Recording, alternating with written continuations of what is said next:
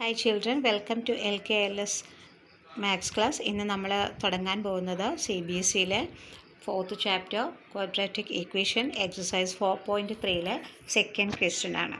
Okay,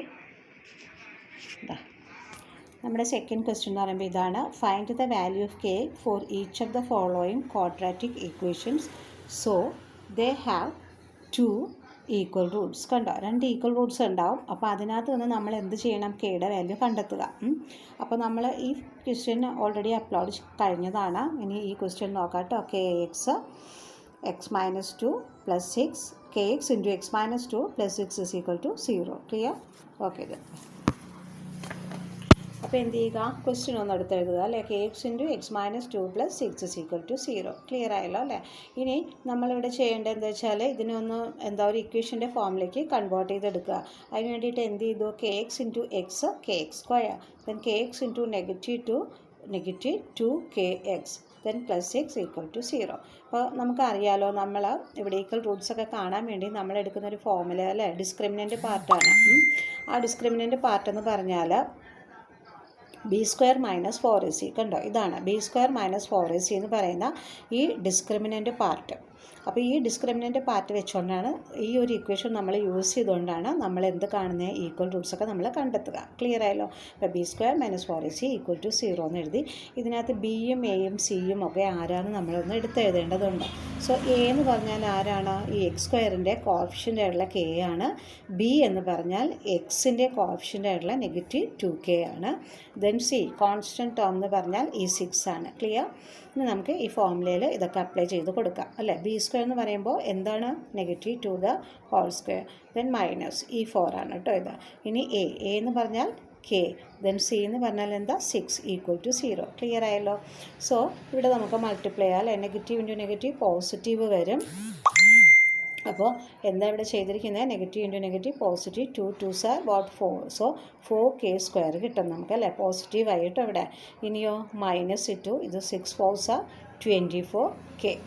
clear ആയില്ലേ? ഇത്രയും ഭാഗം 6 4s are 2. അപ്പോൾ ഈ മൈനസ് കേട്ടോ, -24k = 0 കിട്ടി.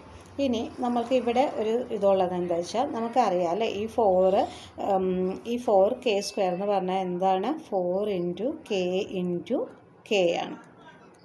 k ആണ് ഇതിൻ്റെ ഇതാ. ഇനി 24k എന്ന് പറഞ്ഞാൽ എന്താണ്?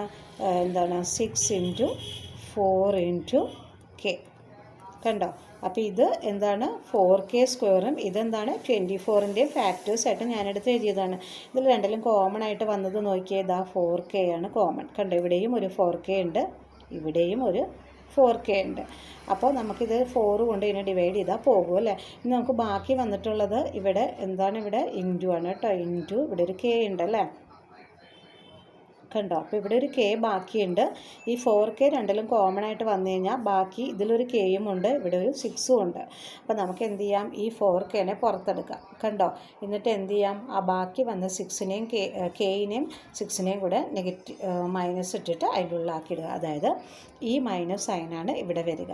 മനസ്സിലായല്ലോ അത്? കണ്ടോ, 4k. ആ 4k എന്ന് പറഞ്ഞാൽ 4 × k × k. ഇനി 24 എന്ന് പറഞ്ഞാൽ എന്താ? 6 × 24 × k. ഇതിൽ രണ്ടിലും കോമൺ ആയിട്ട് വന്ന 4k ആണ്. സോ 4kനെ പുറത്തെടുക്കുക. ബാക്കി വന്ന ഈ kനെയും ഈ 6നെയും കൂടെ ബ്രാക്കറ്റിനകത്താക്കുക. ഈ സൈൻ ഇവിടെ വരണം. ഓക്കെ, = 0. ഇനി നോക്കിയേ, നമുക്ക് എങ്ങനെ എടുക്കാം? 4k = 0 എന്നും എടുക്കാം, k - 6 = 0 എന്നും എടുക്കാം. അപ്പോൾ നമുക്കത് ചെയ്യാം. 4k = 0. കണ്ടോ, k = 0 / 4. ഇത് ഇൻറ്റു അല്ലേ. സോ ട്രാൻസ്പോസ് ചെയ്യുമ്പോൾ എന്ത് പറ്റും? ഡിവിഷൻ വരും അല്ലേ. സോ ഇതിനെ കൊണ്ട് ഡിവൈഡ് ചെയ്താൽ kയുടെ വാല്യൂ ഇവിടെ 0 കിട്ടി. ഇനിയോ നമുക്ക് അടുത്ത പാർട്ട് എടുക്കാം. അതായത് നമുക്ക് കിട്ടിയ ആൻസർ ഇതാണ്, k - 6 = 0. സോ അതെടുക്കാം. k - 6 = 0 എടുക്കുമ്പോൾ k = 0 + 6.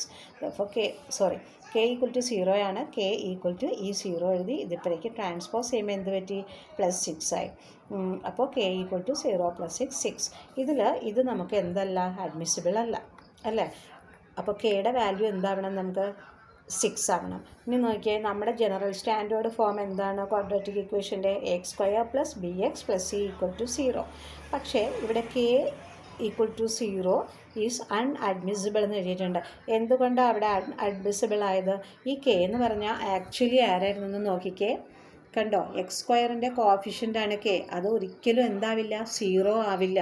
അതുകൊണ്ട് നമുക്ക് എന്തെടുക്കാൻ വയ്യ, ഈ 0 എടുക്കാൻ പാടില്ല. മറ്റൊരെണ്ണം നമുക്ക് കിട്ടിയിട്ടുണ്ട് അല്ലേ, കെക്ക് അനദർ വാല്യൂ കിട്ടി, കെ ഈക്വൽ ടു 6 എന്ന്. സോ ഇതായിരിക്കണം നമ്മൾ എടുക്കേണ്ടത് കണ്ടോ. So we can take the value of K as what 6. മനസ്സിലായല്ലോ അല്ലേ ഇത്. അപ്പം ജനറൽ സ്റ്റാൻഡേർഡ് ഫോമൊക്കെ നന്നായിട്ട് പഠിക്കണം. പിന്നെ ഇതിന് മുന്നേ അപ്ലോഡ് ചെയ്ത സമ്മുകൾ എല്ലാവരും നോക്കണം. അപ്പോൾ ക്ലിയറായിട്ട് നിങ്ങൾക്ക് കുറച്ചും കൂടി ഐഡിയാസ് നിങ്ങൾക്ക് ലഭിക്കുന്നതാണ്. Okay, so thank you and like and subscribe ഒക്കെ ചെയ്യുക.